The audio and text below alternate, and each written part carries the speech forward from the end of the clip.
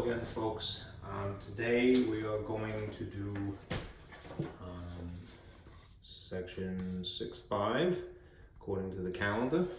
We are caught up to where we need to be, so that's good. And the packet that I have for you today looks like this. And it will be available as always in Canvas. It has a couple of pages. Some of it is the same thing said more than one way. This is a reference I'm going to be using later. This is something that I stole from the textbook that basically says the same thing. And then there's an example of a word problem. Okay, so try to print that. And we'll go through this.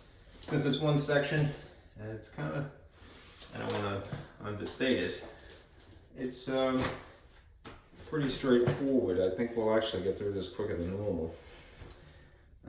Let's see. All right. Anyhow, this is section 6.5. Linear inequalities is what it is officially.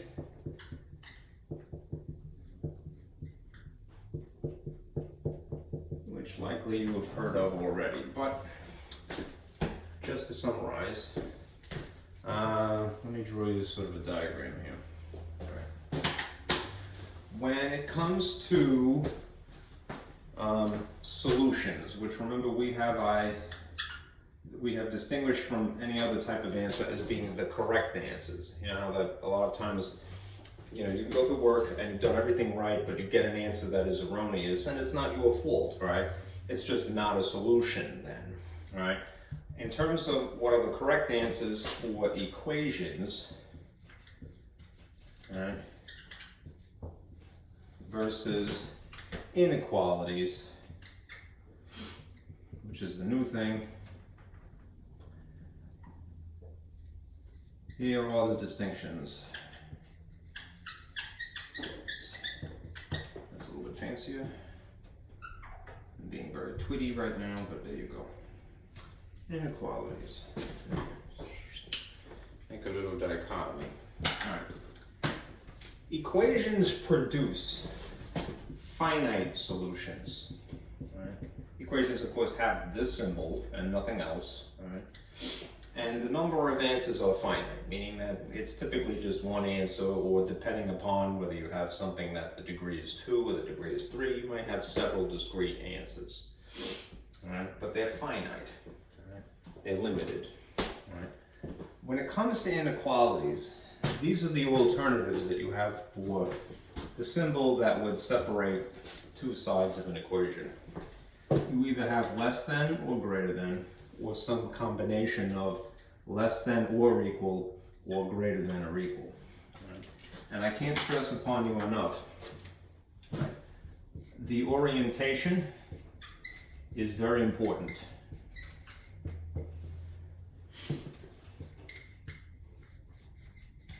Make sure that this is in the frame of the camera. Looks like it is. Okay. Try not to go below that. I could kind of get away with doing that. I have a little ledge here. Here, I'll show you behind the curtain, if you will. All right. I have this fake ledge that I have my markers on. Crafty fellow that I am, right? Sure. Get real. Anyhow.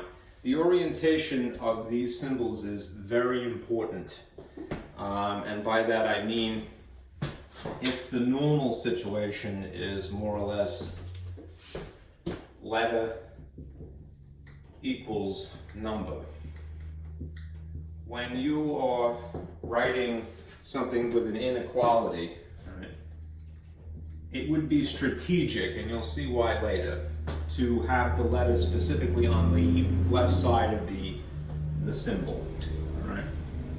Whatever this symbol is of these four choices, all right? And then the number, okay? It isn't wrong if you have the number on the left and the variable on the right, but when it comes to graphing, which we're gonna get to, this would be more strategic, so aim for that. All right, and you can always compensate after the fact if you need to, but bear that in mind. Okay? Anyhow, these are finite solutions, and these are actually infinite. at least without some other conditions specified. They produce more or less what you might call a spectrum. No textbook would really refer to it, but I think that's the best word. That would give you the most, that would reinforce the feeling, all right? You think of a rainbow as being a spectrum, all right? It has sort of a vague beginning and a vague ending, all right? A spectrum of answers, right? Between two locations. Okay? So just be prepared. If you've never seen inequalities before, and I would doubt that, I imagine you probably have seen it at some point, right? You're going to get more than one answer versus what is usually the case, just one answer. Okay? All right. The good news is that the techniques are exactly the same, so if you feel fairly adept at solving equations, via opposite operations, generally speaking, you're going to do the same thing here, all right? There is one caveat, and I'll throw that in now. Let's see if I can make a little space for myself.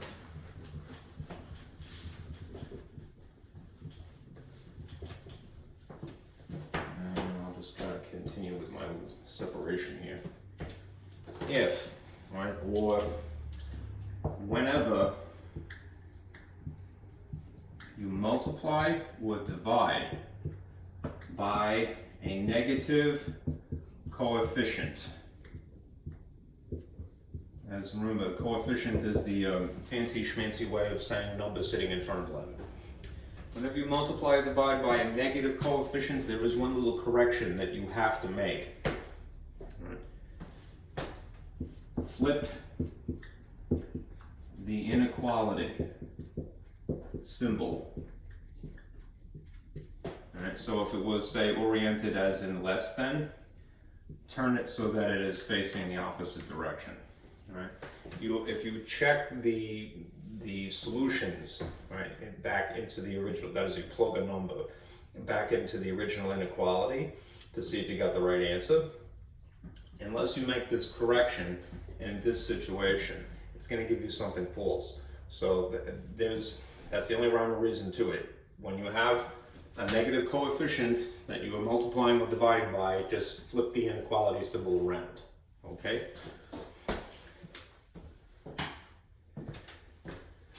All right, let me give you an example. And then I'll show you some different ways to write the answer, basically. I gotta get a tissue again. Excuse me one moment. Napkin!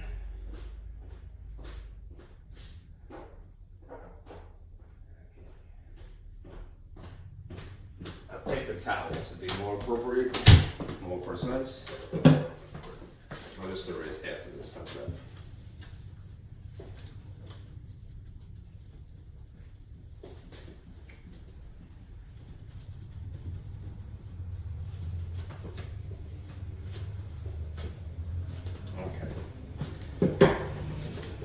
Let's say that you had something fairly interesting of this type. Let's see if that's visible. Looks like it's okay.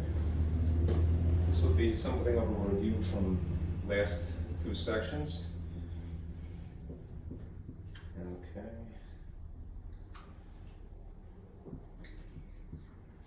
As I said, this is fairly straightforward.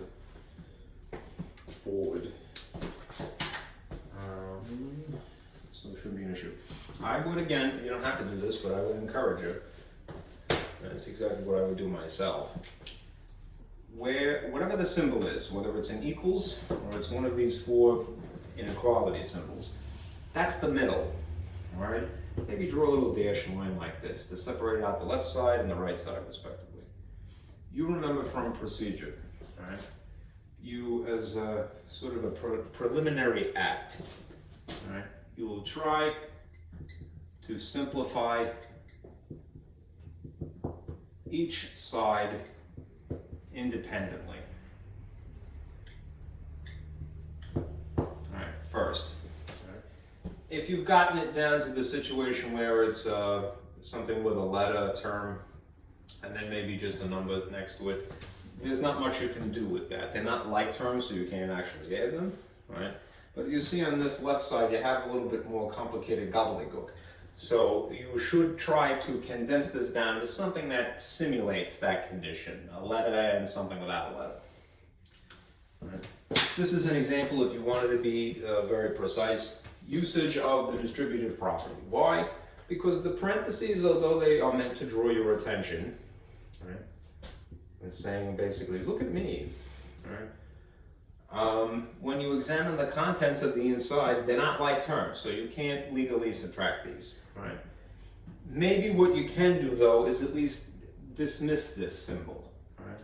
And you do that via distributive property, which is basically just multiplying the outside content times each of the inside contents.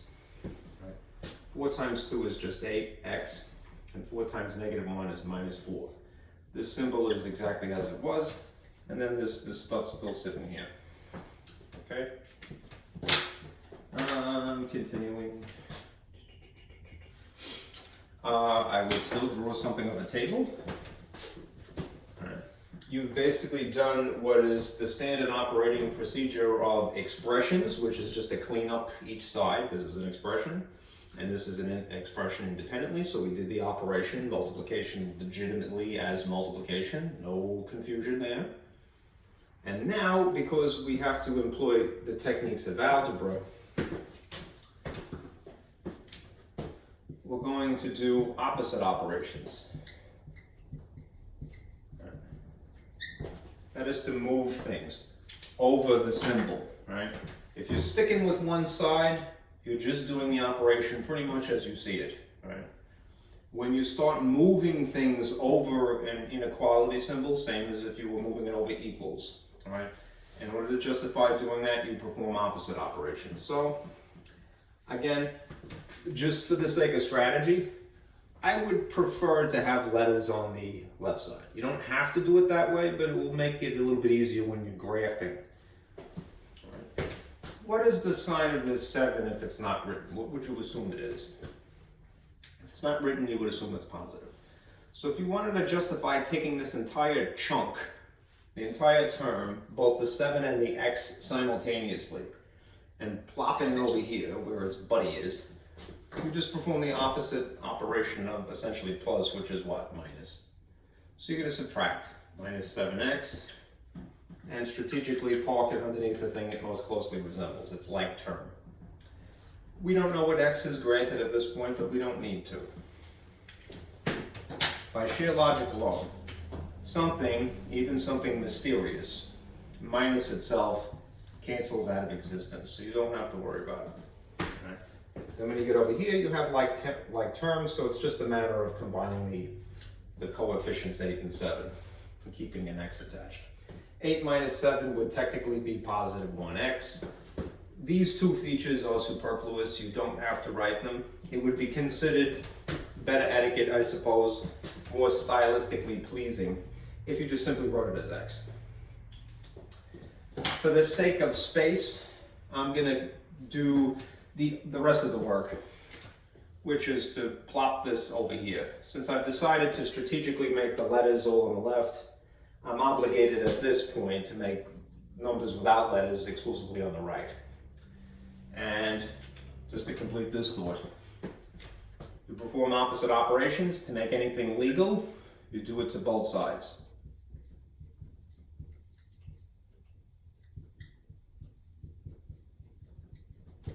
Okay, so the opposite of subtracting 4 is adding 4, and I'm going to combine it with the plus 1 that's here. Again, something combined with its exact opposite sign self is canceled out of existence. There's still this inequality symbol here, and 1 plus 4 is 5. So again, most concisely written, most aesthetically pleasing, it would be just simply to say x, this inequality symbol, and 5. Okay? Now, let me get rid of this for the sake of space, and we'll discuss this in more detail.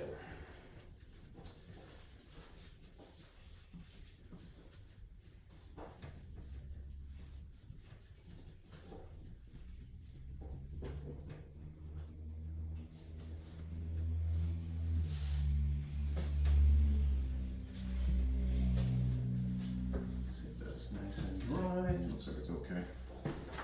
All right. How would you read this out loud in English? X, this symbol 5. Verbally, all right, rather than just purely symbolically, you would read this as X is a number greater in this orientation, greater than 5.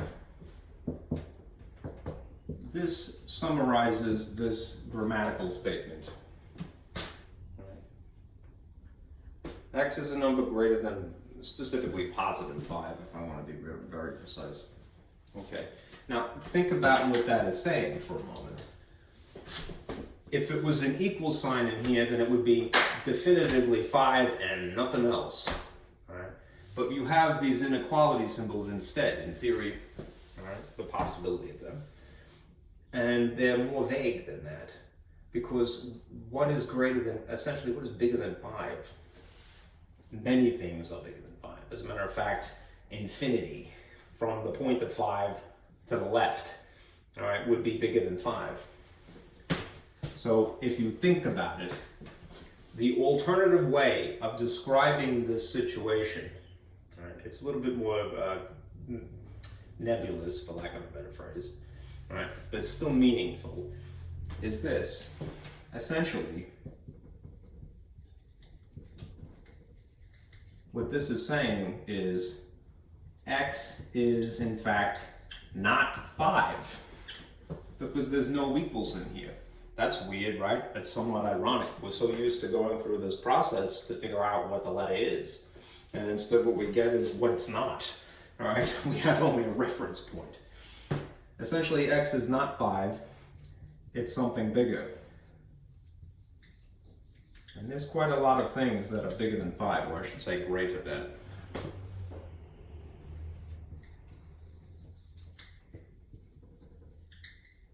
Which is all of infinity.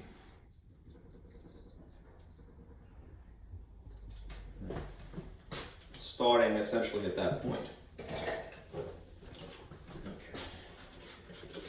Now I'll draw you another diagram to summarize the presentation.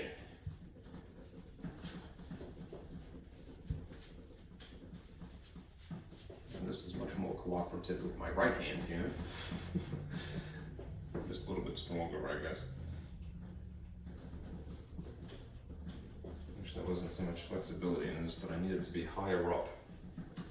So it's like a little bit more flexible here because it's actually solid here. Okay. Glasses. Alright. Let me specify this for you. I'm probably going to erase this in a minute, but I'll try to make do. In math, there are actually several ways to present this solution. That sounds crazy, but I'm mentioning it to you just so that you can see the alternatives. There's pretty much the straightforward, traditional, concise math symbols way. That is to say, using just these traditional symbols that you see here. And I would agree, that's the most concise, so maybe that's the best way. But sometimes, you've heard the expression, a picture is worth 1,000 words, most likely, and that is true, especially insofar as infinity is concerned. All right? We're not going to present the answer in that way. What we can do is literally draw a picture.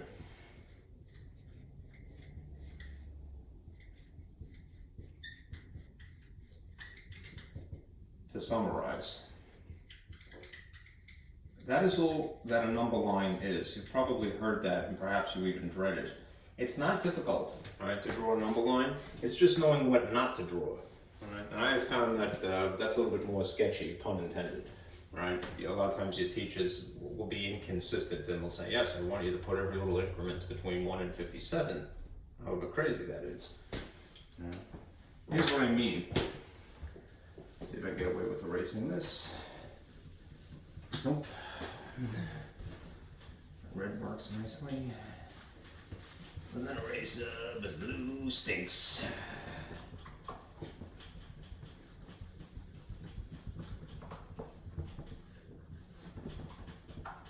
Close enough. If this is the, where's my red? Put it in my jar. I shouldn't have.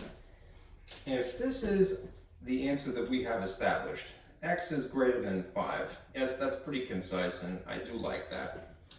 The alternative is to draw a picture. Right? What's the picture? The picture is a number line. So it's a horizontal line.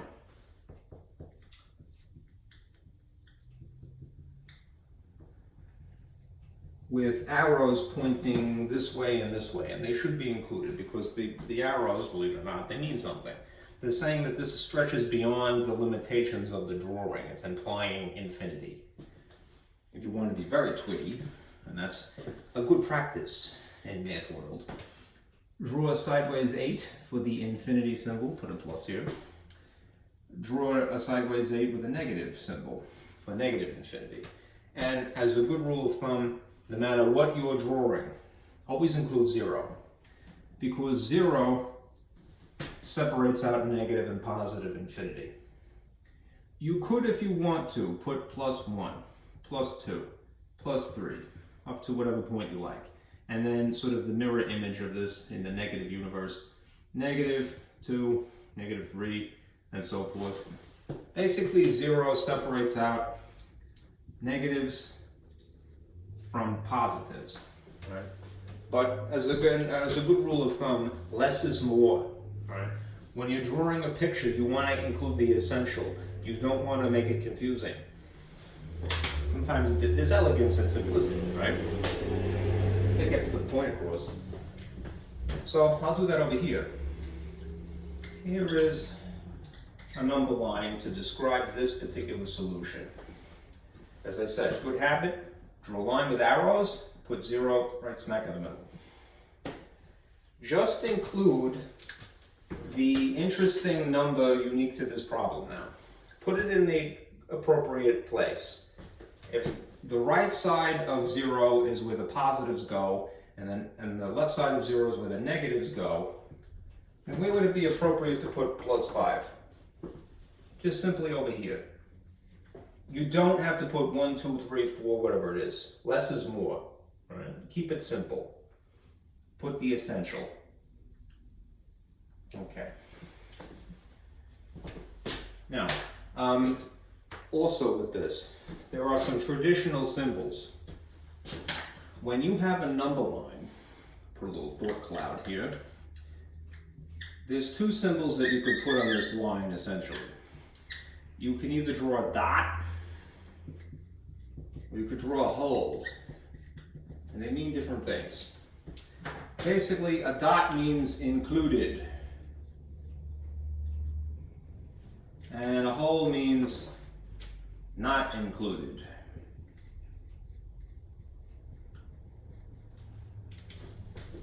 That's just why you might say, well, why would you want that? If you're dealing with infinity, you still need a point of reference, a place where you basically start looking.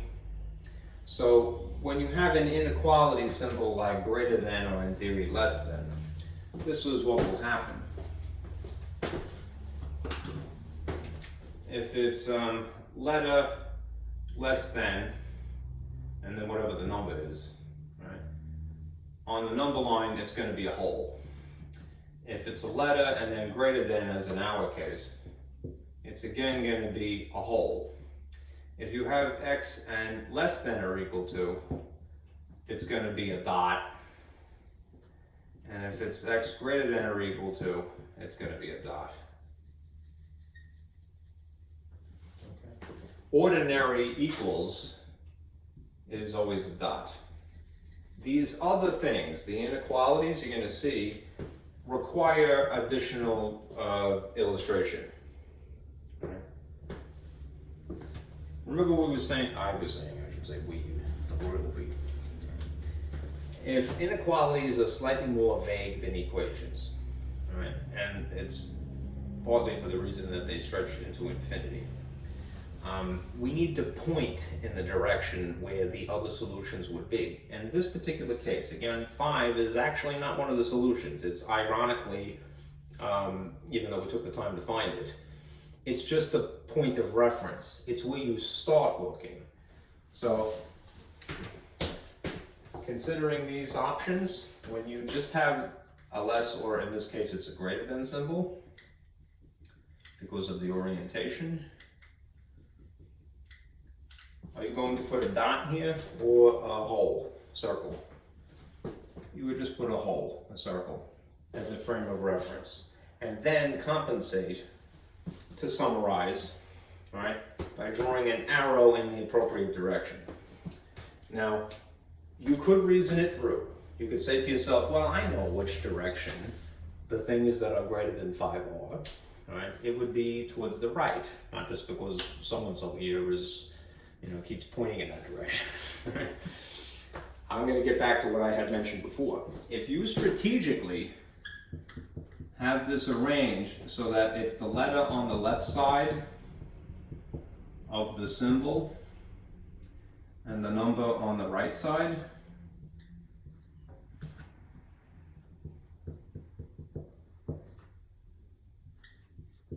it kind of tells you which direction the arrow is supposed to be going, right? If you think about it this way, x is greater than 5, then draw an arrow pointing that way. It's kind of a cheat, if you will. So in this case, you would draw an arrow pointing like that. Now for the sake of neatness, you might just draw something that looks like this, and nobody could really argue with you. A parallel line. You've probably seen in textbooks, or maybe your teacher a long time ago, if you've ever seen this stuff before, might have yelled at you and they said, hey, you better get in there and shade that, all right? In other words, do this. Whatever you want to do, this is where you have some artistic license, it's cool, all right? Just make sure that the essential is there. Nothing else matters. There's a hole here at the location of 5, and there's an arrow pointing into positive infinity to summarize that the answers, the solutions, the correct answers to the original inequality that we worked stretch from here into infinity. It produces a spectrum of answers, an infinite number of solutions, rather than just one, because it's not an equation, it's an inequality. Okay? There are other ways to write the answer. If you were in Algebra 2, or more likely in pre-calc, right? What they would do is they would just tinker with this drawing a little bit and opt for different symbols. So for example, instead of using a dot, you would see a bracket, right? And instead of seeing a circle, you would see what sort of looks like an open parentheses. All right. And then there's an even slimmed down version of this, which is called interval notation, right? And then there's set builder notation. But you are not responsible for either interval notation, which in theory exists, or set builder notation. All right. If you're curious, all right, set builder has those fancy braces, right? Interval notation is taking the drawings that involve either brackets or parentheses and just excluding the number line and using an endpoint, in this case the 5 and infinity, as boundaries. It almost looks like a coordinate, but it's not. Right? It's one-dimensional, just horizontal. Now, for our purposes, you either are going to present your answer this way using just the concise math symbols, the traditional symbols, or draw more or less the traditional picture, right? A number line to summarize. A picture's worth 1,000 words. Okay. Let's see.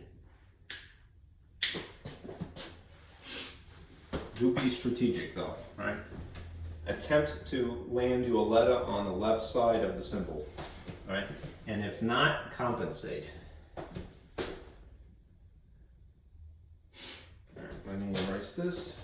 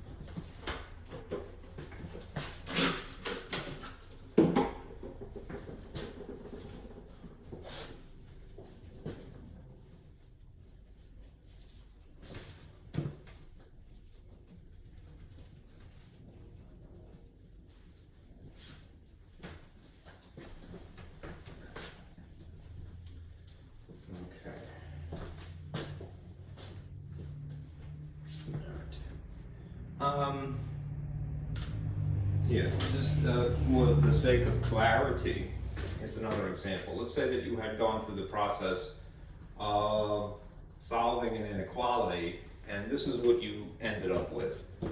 Let's say that you ended up with this. -2 is greater than or equal to x. This is just to illustrate the point of why it would be good to be strategic, right, for the sake of graphing. All right, this statement, all right, is probably perfectly correct. All right, you got it down to just one number on one side, and you got it down to just one letter on the opposite side. It's just more or less talking about the same thing using different words. The best analogy that I can think of is, you know how we have different ways that we could talk about the same thing. Right? You're not using the same words. So if you said to someone, I'm not going out, by choosing those words, right, you're implying that you are staying in without saying I'm staying in. If I'm not going out, it is assumed that you are staying in. It's two different ways to talk about the same thing. So when you have an inequality that's written this way, right, you can sort of rephrase and it would still mean the same thing. How do you do that? Pay attention to the point. If the point is facing the letter, and you have, maybe like you're like me, a little temperamental, right? And you like to have the letter on the left side, just draw the letter on the left side, and then make sure the point is still facing it. So if the point is here, and you would read this in theory as -2 is greater than or equal to x. In this orientation, it would be referred to as x is less than or equal to -2, because it's from the perspective of the letter in this case versus from the perspective of the number. Okay? Two different ways to say the same thing. Point facing x, point still facing x. Right? That has nothing to do with the negative sign. Right? We'll get to a problem like that, right, where you have to compensate by strategically switching. Right? This is just for the sake of graphing, because if you had to graph this, it might be a little bit more complicated. Why? Because as I mentioned, it's not from the perspective of the letter like it's supposed to be, or what would make it easier in theory. All right? Draw a number line horizontal. Include a 0 pretty much always. Then take the interesting feature, the interesting number unique to this problem, and plop it in the appropriate place. Where do the negatives go? The negatives sit in respective 0 on that side, the left side. Do you have to put increment -1 here or -3 here? No, it's not hurting it if you do, right? But less is more. Right? If you include the essential, that's perfect. Right? There's some elegance and simplicity. And if you want, you could draw a negative infinity here. This happens to have an equal sign included here. So that means that in terms of solutions, all right, -2 is definitely one of the answers, definitely one of the solutions. So I would definitely put a dot here as opposed to just a circle.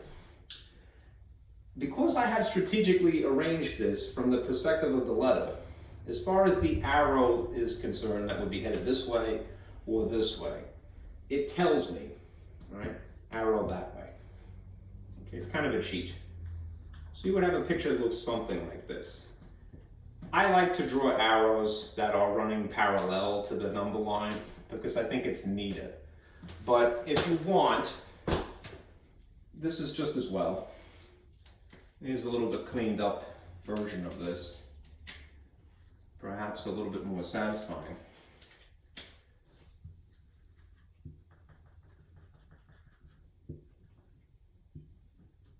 This is probably more what you would see in a textbook, more likely.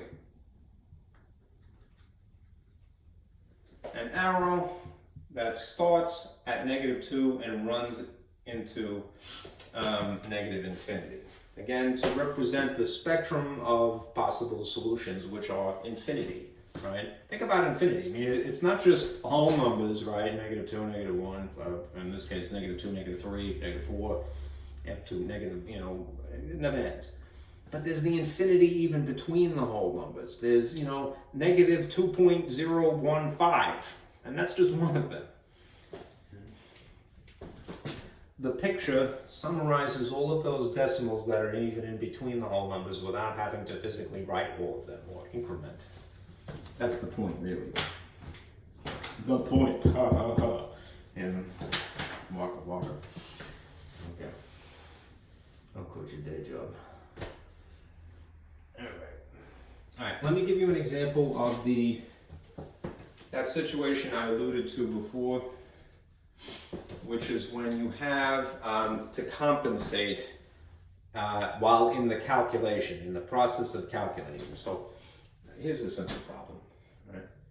If you were asked to solve and graph this, that's usually what the instructions are. And you see -6x is less than 18. All right.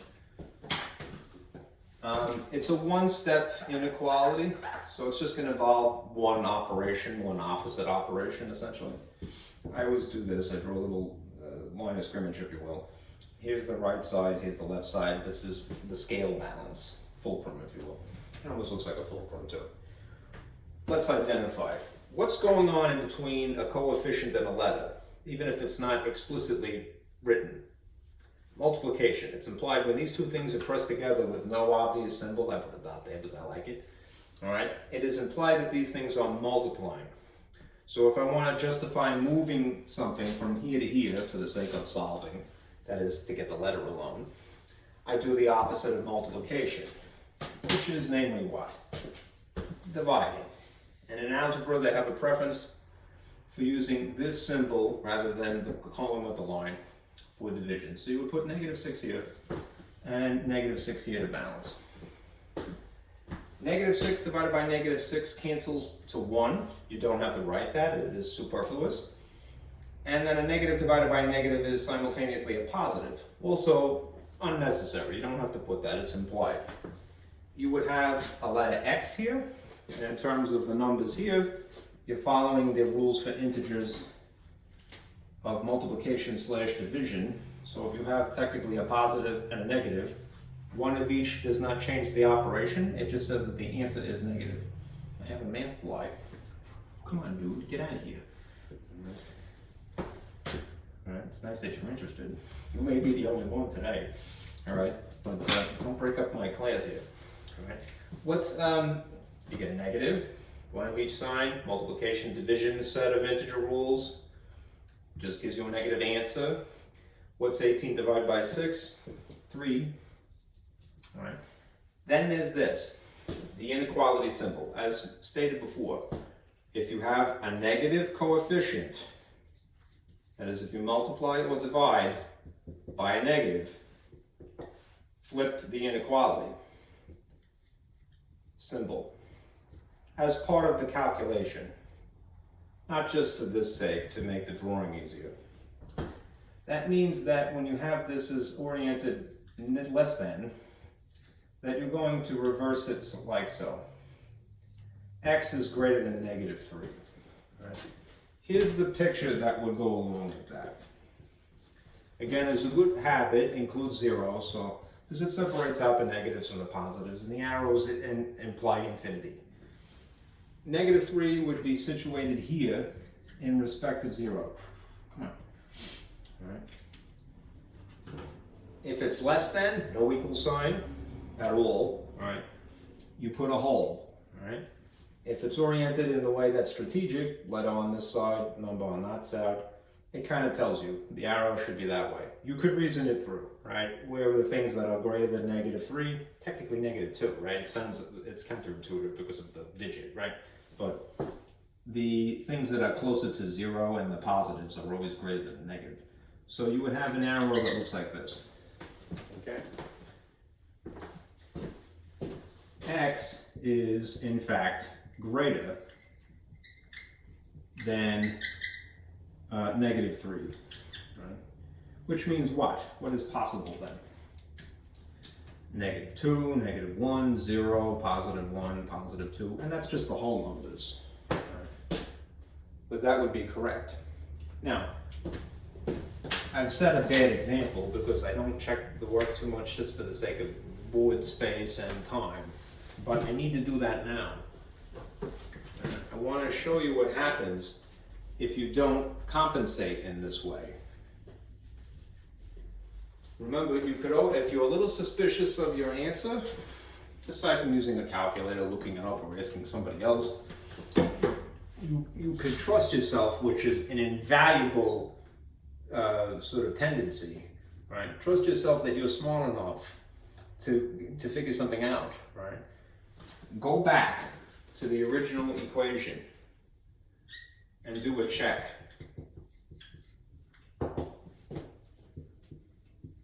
Right, with its original orientation and all. This is the original equation unmolested. Right?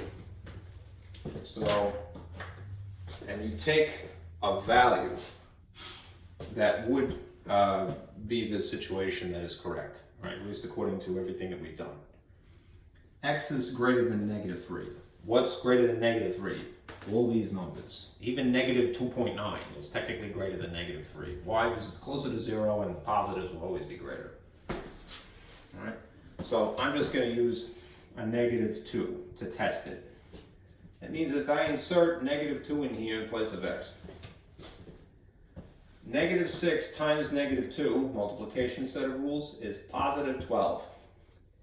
Is this true? Is 12 less than 18? It is, right? If you're still sketchy, use another number. You could use negative 1.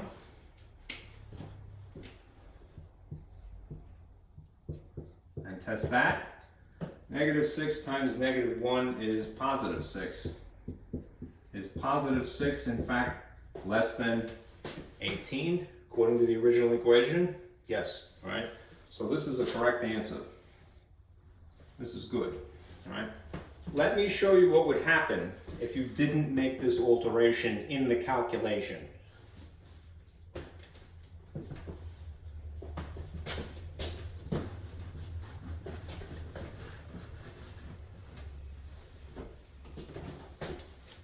I'll put a little thought cloud here to imagine this nightmare situation, right?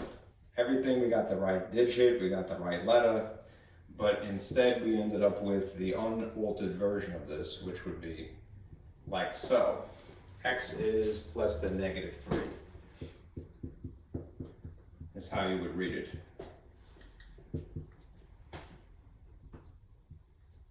Right. What is less than negative 3? Negative 4, right? Negative 5, negative 6 are things that, perhaps ironically, because of the digit, the magnitudes, right? They have larger magnitudes than negative 3. The absolute values would be greater, right? But because they're negatives, negatives that are further from 0 are less, right? So you would have to, in theory, use one of these instead to plug into your original equation and test them. So if in theory I put -4 in here, -6 times a -4 is a +24. Is this correct? Is +24 ever less than +18? No, this is false. Making this switch is imperative, all right? It's the only thing that will produce correct answers, true solutions. All right, so don't skip that. It's a compensation we have to make.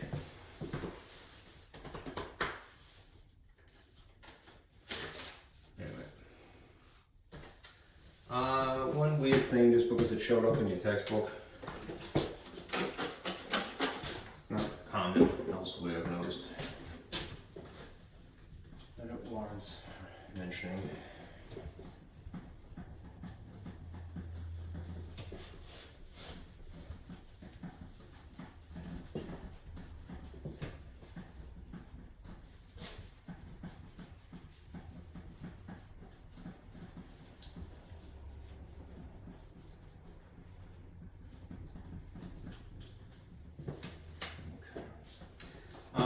There's a question as an example in the textbook that is kind of unusual, at least by my standards, but if it comes up in the homework that is in campus, I don't want you to be surprised, so I'm just going to do one problem like this. It says solve and graph this particular problem. X minus 1 is less than 3, which is no more difficult than anything you've seen, right? But with the added caveat, when x is an integer,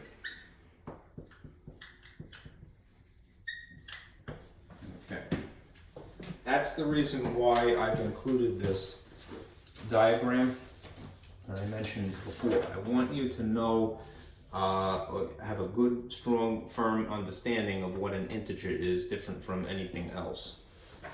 So I'm going to take the time now to draw that picture and give you a reference. And then I will come back to this. Right. If you could think of numbers as basically being a family tree, the first dichotomy would be what are called real numbers, and then this other category which is called imaginary numbers. I'm pretty sure that imaginary numbers are largely outside the scope of this class, and if they do come up, then I'll mention them again. Right? If you want an idea of what an imaginary number, which almost sounds like a joke, it would be like, what do you mean imaginary numbers? I've been dealing with the numbers everybody else has been dealing with. Imaginary numbers come from an impossible question. The square root of a negative.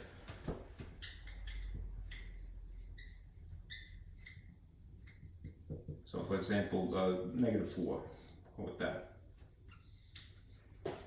If a square root is kind of an amped up form of of division, all right? A division in which, in theory, what would normally be written here is the divisor and the quotient, the two factors that make this number. If they were identical, right?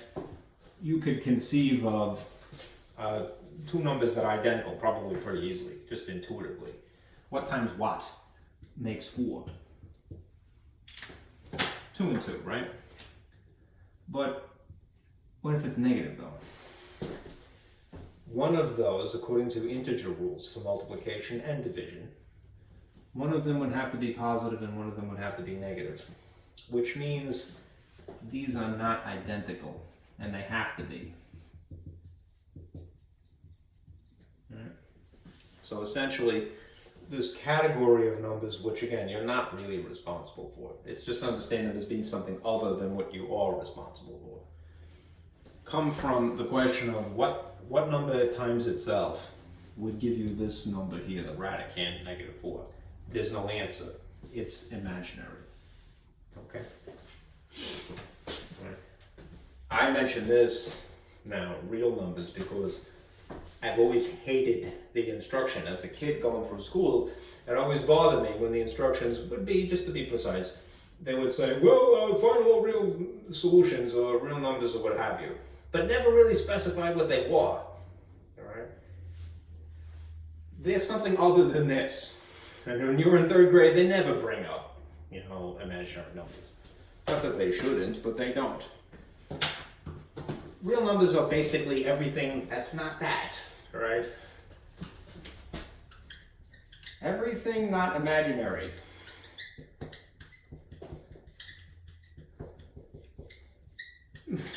Okay, is what is real.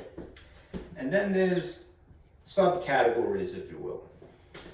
There are what are referred to as rational numbers, and the alternative is irrational.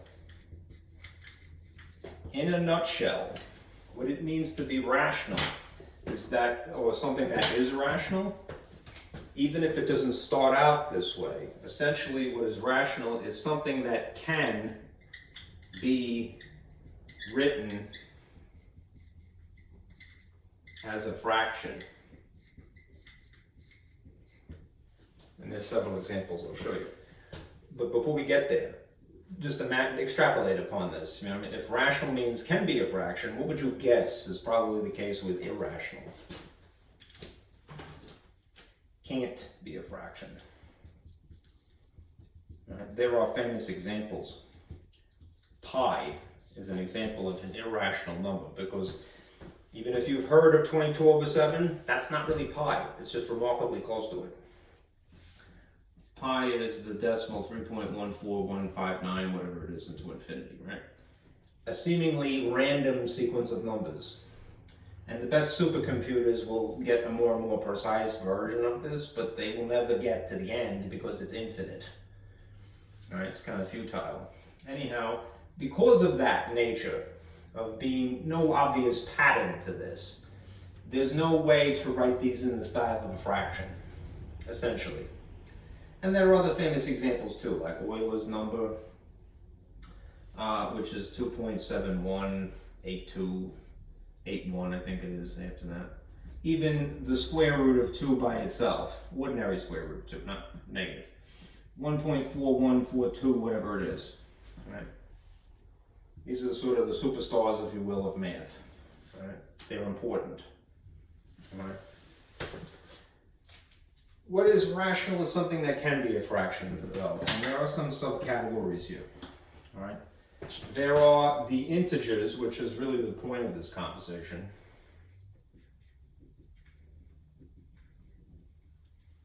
And then there are decimals.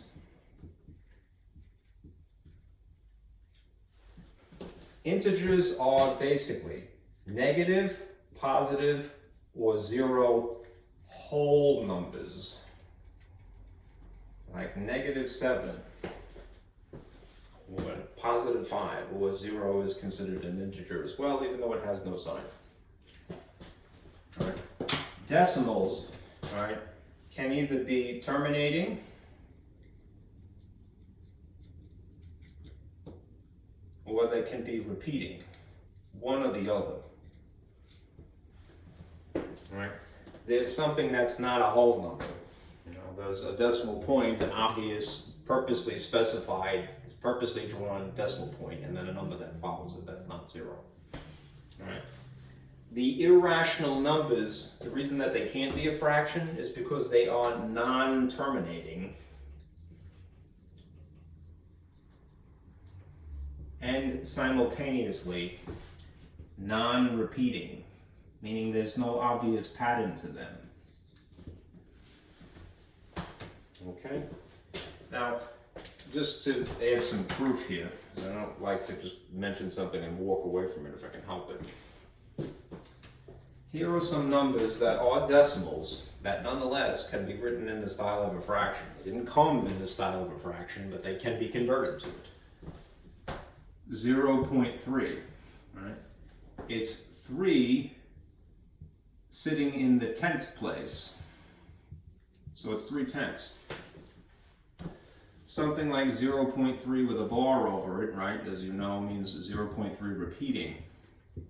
even that comes from 1/3. Right, the fraction. If you divided 1 by 3, you would have 3's forever and ever and ever. Okay? So that's 0.3 terminating and 0.3 repeating. They're both decimals, but they nonetheless can be written in the style of a fraction. All right? Whole numbers can be written in the style of a fraction.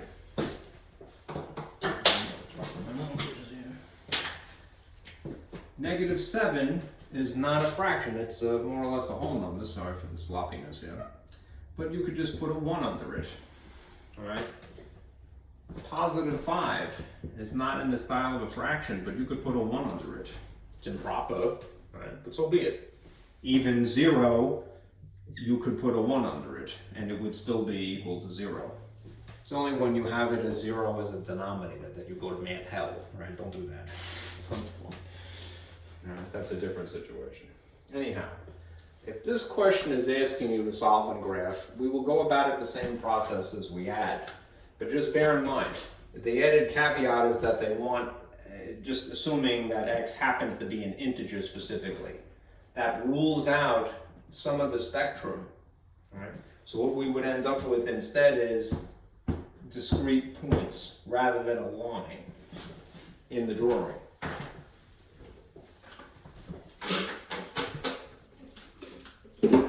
So I'll do that now.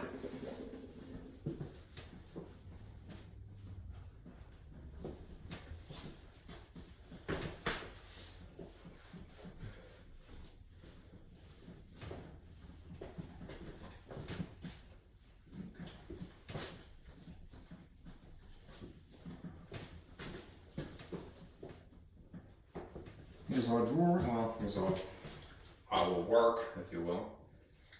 Little line here separates sides. It's really a one-step inequality. To isolate x, that is to basically solve for x, we will move -1 from here to here. And we do that by opposite operations, which is to add, as opposed to what was written, subtract. So if you add here, you are obligated to add here. That is the balancing act, the technique that is essential algebra. Algebra at its best, at its finest, at its most essential. Something combined with its exact opposite self cancels out of existence. The x is left over. There's no need to flip this because there's no negative coefficient. Right? Nothing attached to this. And then we just do the arithmetic here. You would assume that 3 is positive because there's no sign written. +3 plus +1 is indeed +4. And if you wrote, or you drew a graph here, let's put 0, and then we'll put +4 here, because it would be appropriately on the right side of 0. Now, because of this added instruction, graph this when x is an integer. When it comes to drawing the arrow that comes off of this, we're going to have to make an adjustment. We'll do it after the fact. Because it worked out in the nice way, which is that the letter is on the left side of the inequality, when I'm drawing the arrow, it kind of tells me to draw the arrow that way. Okay. One thing I neglected to do. There's no equal sign in this particular problem. So if you had to hazard a guess, should I put a dot here or a hole here? I would say a hole. It's just a point of reference. Right. The arrow would be running this way, in theory. But because, and if you wanted to, I mean, if you wanted to draw it along the edge, because that's more like what you probably were taught as a child, it would be useful in this case to do that first. What I need to do to compensate for this added instruction is now eliminate some of the spectrum, because although there are more than one answer and it would be infinite, if it's insisting that it's an integer, that's ruling out all of the infinity that exists in between whole numbers. Like, the reason that we draw a solid line normally is a way of not having to increment this as a negative, positive 3.2, positive 3.1, and then the numbers that are in between those. So what you will do is this. You will, in this case, you will increment the whole numbers up to, a reasonable point.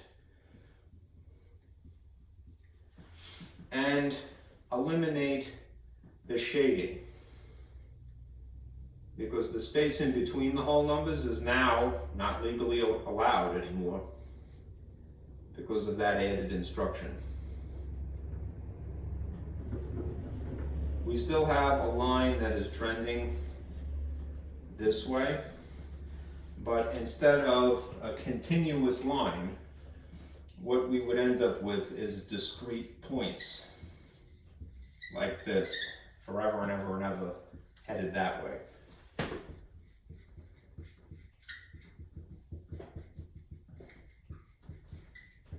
Discrete points rather than a continuous line. All because of this added instruction, to say that something has to be an integer.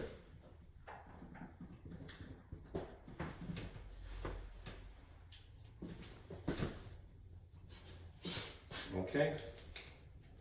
And a circle at the reference point of positive 4. That's the one thing that would not be included as far as an integer in this drawing. Okay? Alright. Now in.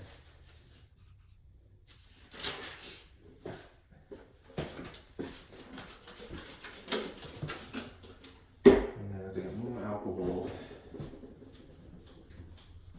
That's what I use to clean this, as it works so well. My sister actually pointed that out to me. I had bought the spray that comes with the markers, and it does work, but alcohol works just as well. I would say almost better. It's just a little bit more pungent. So what did I need brain?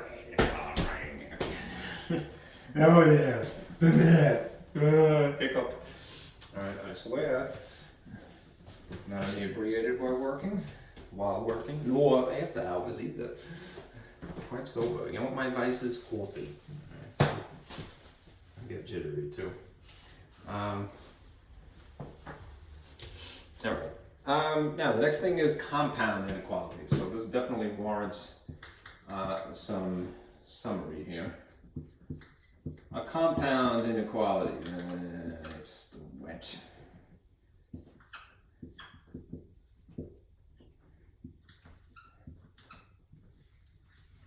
Okay. A compound inequality is something that, I'll put it over here on purpose.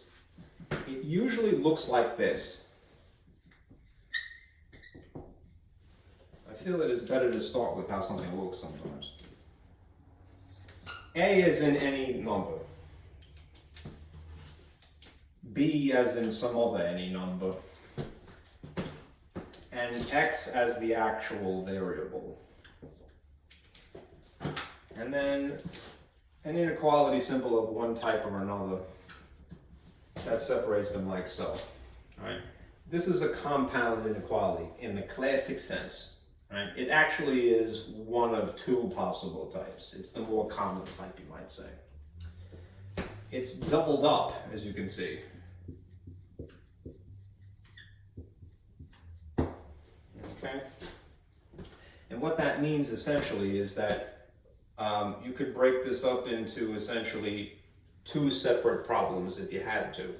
So you'd have one that looks like this, A, this symbol oriented as such, and then X, and then this one, which because of the way it's situated as well, would be oriented like that. Okay? You could have it given to you this way, doubled up, where they just use one solitary X variable, or you could break it into two separate ones. A lot of times when you're doing the calculation, you really prefer to have it this way, at least I do.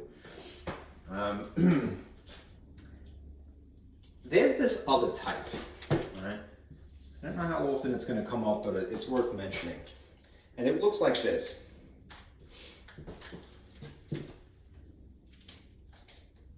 Same variable. And we'll use the same letters, A and B. But you usually get inequalities that are different. So one like this, say, and say one like this. All right, and these are not doubled up.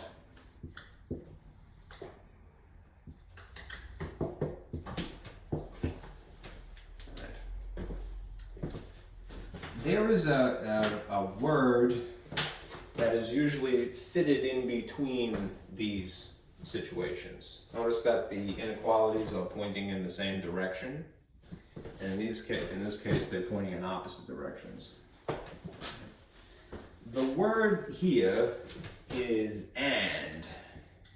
If you're given this situation to start with, something that resembles this model, all right?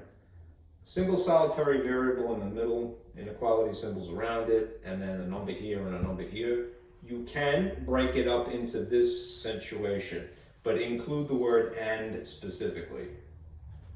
If you have a situation that can't be doubled up and therefore it will not be given to you that way, the word that should separate these is the word or. All right. These are the two categories of compound inequalities. Let's just call it the and type and the or type. There's fancier phrases for this, and I'll mention them. These are referred to as conjunctive compound inequalities, this sort. These are referred to as disjunctive compound inequalities. They will forever be separated by the word or. They can never be united that way, more concisely, however elegant it is. Okay? Because you're going to have to draw graphs, pictures to summarize your solutions, right? What you're going to associate these two words with is something from at least MAT-114. I'm pretty sure it came up at that point. I want you to associate the word and with this sort of horseshoe symbol. And I want you to associate the word or with this U shape. Of the two, one of them is a little bit more intuitive. U as in union.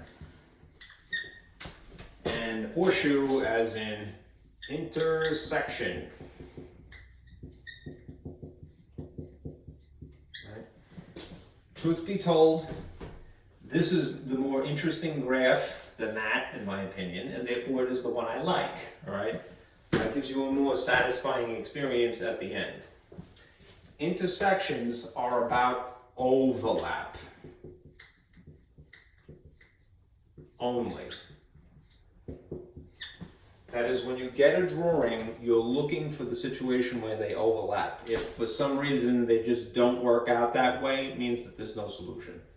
Okay? These have to overlap, right? It could just be a situation, not your fault, where you do everything right and then you end up with a bum question and it gives you an unsatisfying answer, right? These have to overlap. These drawings. All right. They are an intersection, and what that basically is specifying is that both conditions, this and that, are being satisfied simultaneously. When you have a situation of or, both conditions can be satisfied, one or the other. All right? We don't care about overlap.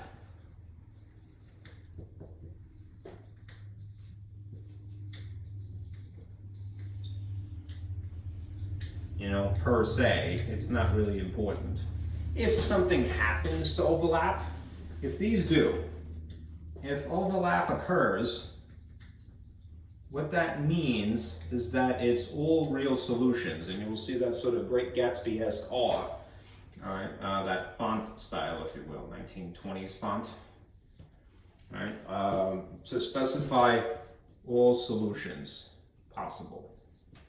When you think union, think everything that is possible.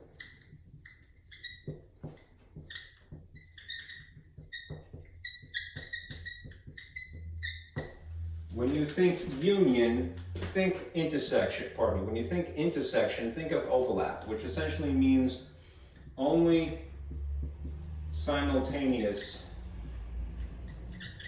conditions.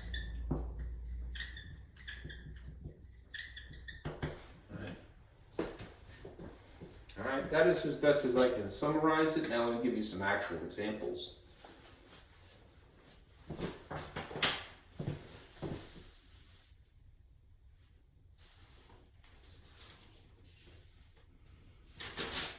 I'll give you two, and then we'll do our word problem.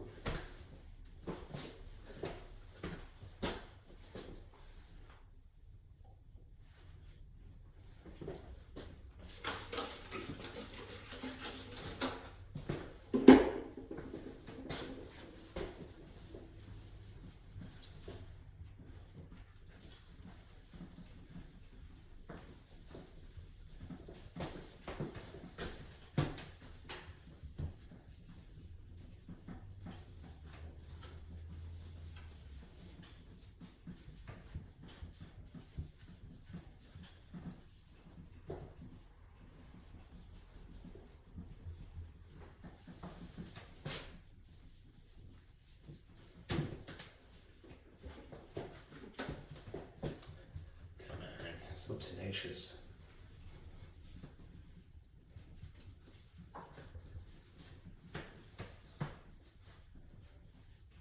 Okay. All right. So let's say you're given this, and you were asked to graph it. You're gonna have to, go through the motions, but in a more complicated problem, let's just say you start with this.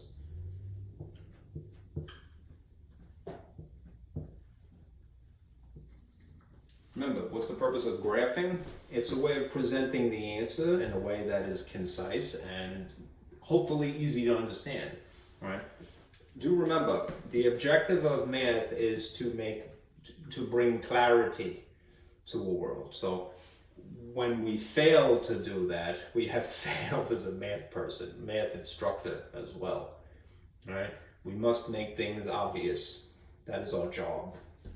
That is our purpose. Of the two types, conjunctive, disjunctive, if you want to be very technical, and or, this is the and type. Let's see if it's in the frame here. So what I do is I basically circle to group that, and then draw it off to the side like this in its orientation as it's seen. And then to make it look like 3D world here. Draw this, which is in the nicer orientation, I suppose, like that. And then put the appropriate word in between, the word and, because and is implying intersection, and intersection means that overlap is important. We want that to happen. That's the ideal situation. Now, when you're graphing, if you need to compensate here to make it a little bit easier to understand, I do personally. Notice the point is facing the numeral. Just write it in this orientation that the letter is on the left side of the symbol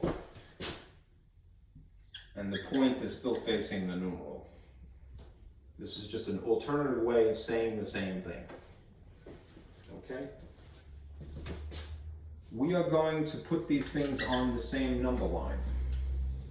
You could start out drawing separate ones and then superimpose the pictures if you like, but it isn't necessary, right? Remember, horizontal line, arrows to imply infinity, and 0 as sort of the in-betweener. Right? Separates out the negatives from the positives. Take the interesting features unique to this problem, namely the -3 and the +2, and put them in the appropriate places in respect of 0. -3 would be appropriately written here. And positive 2 would be appropriately written here. Does negative 3 incorporate a equals at all? It doesn't. So if you had to choose a dot on the line or a whole circle, it would be more appropriate to put a hole. And because I took the time to strategically orient this as letter on the left, this implies that the arrow would be that way.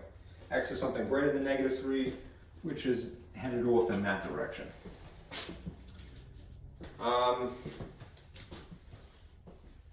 In this situation, we didn't have to change the orientation of this. X is less than or equal to 2. So, what does that mean? It means that if I had to choose between a hole and a dot, I would have to include a dot, because the dot is saying, yes, 2 is in fact one of the solutions. It's not the only one. There is a stretch of infinity headed in this direction, that direction. So you would have simultaneously an arrow going this way. Again, because this is an and statement, and that implies intersection. What we were hoping would happen did, which is that there would be an overlap from the arrows that are superimposed. Which means if I took this one step further, a cleaner, more concise, better drawing might look like this. It would have those features,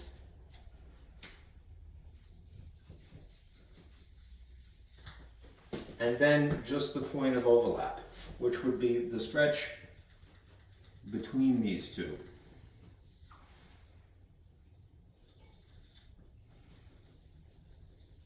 I wish I had a purple. Perhaps if I don't want to screw up my markers too much here, but perhaps if I do this on top here, you will see. Because the intersection is saying we want both conditions to be met simultaneously, therefore only the situations that are met simultaneously, you would have this drawing. Okay. All right. It's a compound, for that reason.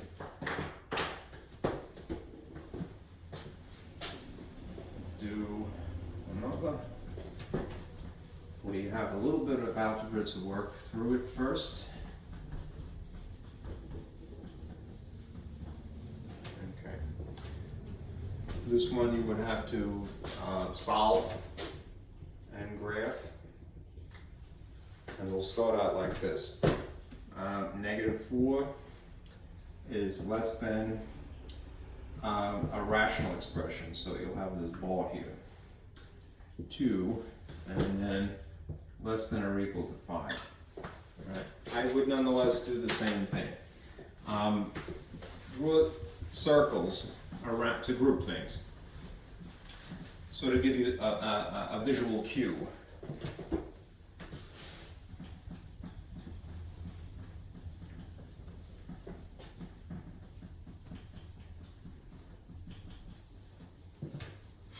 All right, so this is going to be one inequality problem, and this will be a second inequality problem. So I'll do this one here. Negative 4 less than x plus 3 sitting on top of 2. And adjacent to it would be this. X plus 3 sitting on top of 2 less than or equal to 5. Okay, and the word and should be in between them technically. All right. Just like solving ordinary equations, we have to isolate the variable. We just have to do it twice now. Normally I would say do the addition or subtraction first, but because you have a denominator here that's underneath both pieces, probably the only thing to do is to simply move this 2 first. So what is the opposite of dividing by 2? Multiplying by 2. and then being consistent by doing it to both sides of the inequality symbol in this case. These cancel. These, what's the word? I'm out of those words. Combined. A positive 2 and a negative 4 is a negative 8. This is still this symbol. We didn't have to flip the inequality because it was a positive. Now we have this. X plus 3.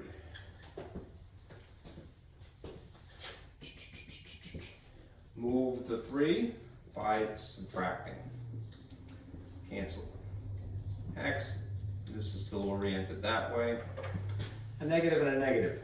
When you're following the addition / subtraction set of integer rules, same signs means you add to get the digit, which would be 11, and the answer matches the sign of the larger magnitude, which in this case doesn't matter because they're both the same thing, but it would technically be 8. If I were going to just sort of arrange this for the sake of graphing it, notice the point is facing 11. So I'm just going to rewrite it in this phraseology, if you will. X is greater as opposed to saying negative 11 is less. Right? This is easy to draw for me personally. I don't want to corrupt your opinion. Right? When we do this one, it's the same process. We're going to move 2. We do that via opposite operations. So we're going to have times 2 here, cancels, times 2 here. X plus 3, I'll put this in red just to keep it consistent. X plus 3 is less than or equal to, 5 times 2 is 10. And then to move 3, you subtract 3. Cancels. What you get on this side is that x is less than or equal to 10 minus 3 is 7. Okay. Now if I put these on the same line, and you would do that in either case, whether you had an AND problem or an OR type of problem, you could put them on the same line. It's more concise. Just expect that in the case of an AND that it should overlap, and if it doesn't, it just means there's no solution. 0 would separate out negative from positive. What's interesting about this problem is negative 11, which means it would sit here, and positive 7, which would sit here. They don't have to be perfectly spaced. X is something greater than negative 11, and there's no equal sign. So there's a hole, and greater would be that way. So arrow like this. X is less than or equal to 7. So there would be a dot, and it would be oriented this way. My little gopher groundhog friend has just showed up. He's so cute. I wonder where he lives. All right. Anyhow, remember, it's an AND problem, so we want an overlap. It did in fact occur. The overlap stretches from here to here. So you could erase everything else. And that should be your end result. Looks like a spring. Yeah. David drawn it, right? Okay. All right. Again, if overlap does not occur, if no overlap for an AND type of problem, that means no solution. For the compound inequality, they have solutions independently, but no common solution. And we have no solutions in common.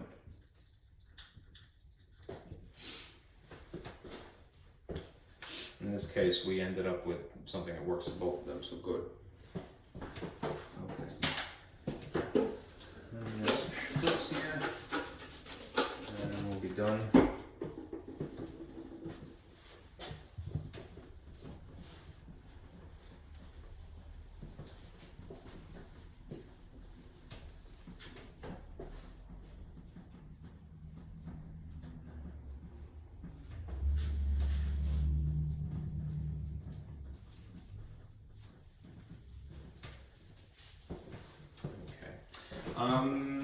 Referring back to the handout, there is this one example of a word problem that's part of the packet. Or what I would have given to you a packet like this. Okay? It's labeled as section 6.5, word problem.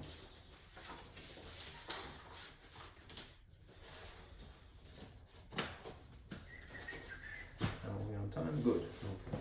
All right, it says if a student must have an average, yeah, I'll show you this just for reference sake. A student must have an average, I'm reading it backwards. An average in this context is the mean specifically, which is a formula. It's the sum of all things added divided by the number of numbers. It must have an average of 5 tests that is either greater than or equal to 80, but also less than 90, so a spectrum of grades, in order to receive a letter grade of B. All right? Now let's say hypothetically this was the person's test scores as they existed. If the test scores were 98, 76, I'm reading it backwards, 86 and 92, right? Figure out what would be the range of possible scores for the 5th test and to still qualify for a B. All right? You could use an inequality to solve this problem. All right? Let's start with, remember, if you had to choose between and or, and I don't think they're going to bother you with or too much, if at all, it's going to be and, because you want to be able to meet both conditions. So you would have a compound inequality to start with that would resemble this model. A, B, and it's X in between. I'm just going to use the general model shape. You're going to have something that looks like this to start with. And then take this skeleton and flesh it out with the conditions unique to the problem. So the number that is on the low end, unique to this problem, is 80.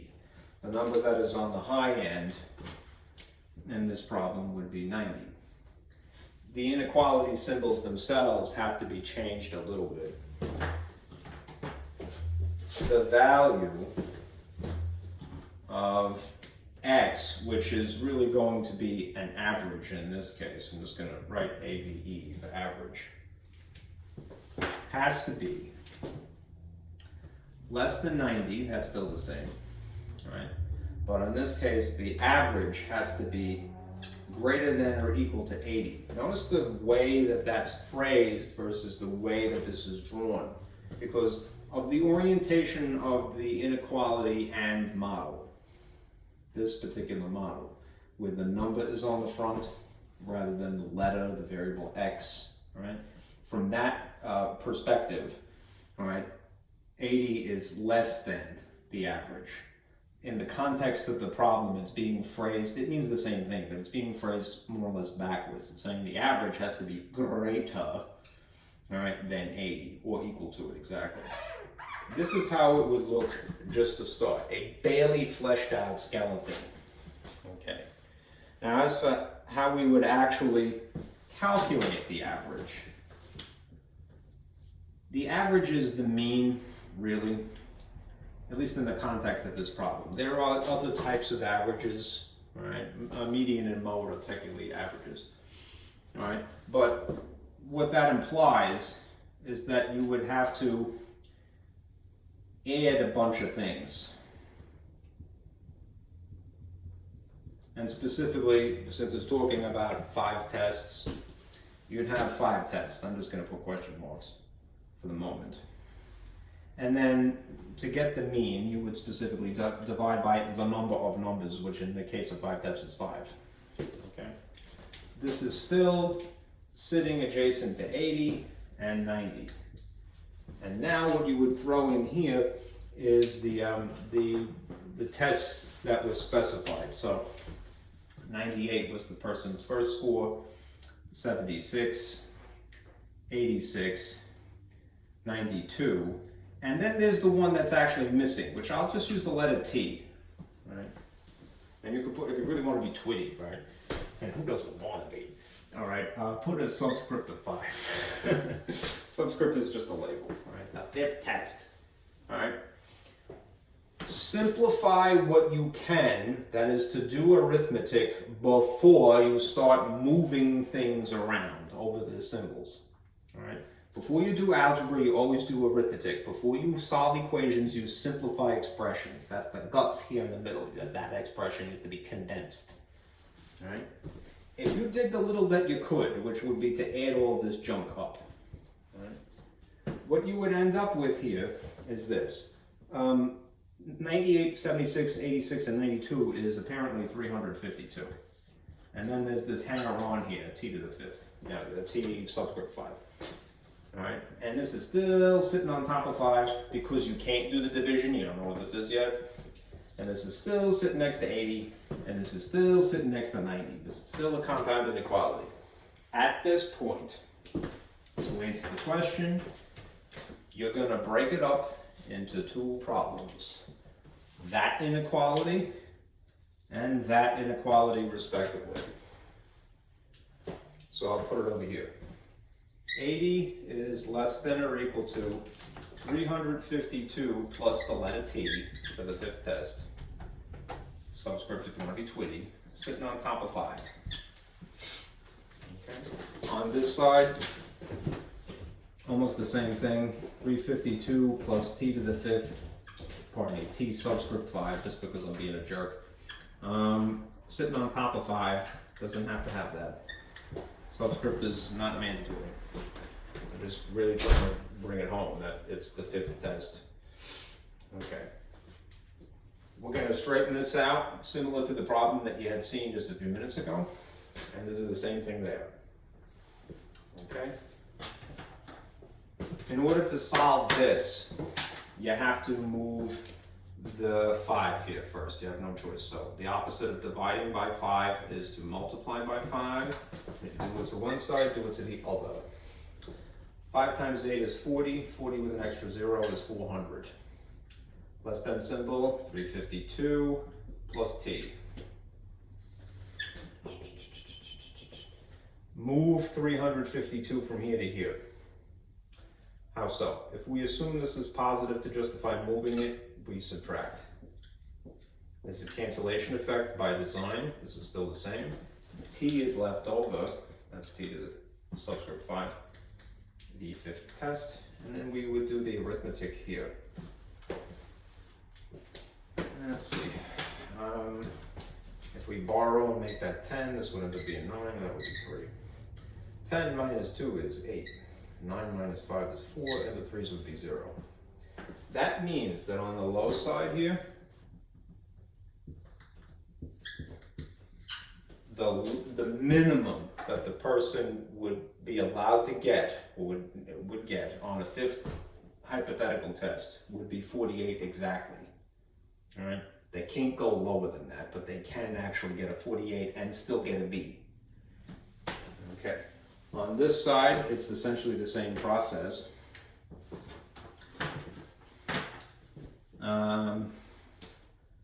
You have to divide by 5 because of the nature of this being underneath both of these. Times 5, times 5. The 5's cancel. 352 plus the 5th test is less than 9 times 5 is 45 with a 0 attached to it. Make this 2 spaces. Move 352 again. How do you justify moving from here to here? Subtract, because it's positive. And do it to both sides for the sake of balancing. There's a cancellation effect. 5 in this case is less than the difference of these 2. That would be 10 to borrow, and this would end up being 4. 10 minus 2 is 8. This has to become 14, which would produce this to 3. 14 minus 5 is 98, and the 3's would be 0. On this end, the maximum would be 98. I know there's a lot of gobbledygook on this piece of paper, or this board here, but this is the answer. If x is the average, well, I'm going to separate, that's just a model. But the variable is what T5 ought to be, right? And that's coming from this average. I'm just going back to the model and sort of scribbling on top of it. Test number 5 could be exactly equal to 48 or no lower, right? Or it could be a maximum of 98. In theory, if the person got a 99, they would get a B plus perhaps. All right, or if it doesn't go to B pluses, then an A. Okay, that's the answer. That's what test 5 would have to be. Okay, that's it for today. I'll be seeing you again on Monday. Just try 6.5 in Canvas, the MyLab assignments, and if you need to, catch up on the old assignments. What you should do by this point, and no one's going to yell at you, all right, you should have the prereq assignment from Chapter 4 done, 4.1, 4.2, 4.3, and 4.4, all right, 6.1 and 6.2, and now you're going to start 6.5. Okay, so you'll have had, well, there's also a prereq, I should say, for Chapter 6, 6.1 and 6.2. So you've had 8 assignments technically, all right? If you need to, try to catch up this weekend, all right? You don't want to let it get away from you too much, okay? But you have until the end of the semester, all right? I'll be seeing you on Monday, okay? Be careful out there.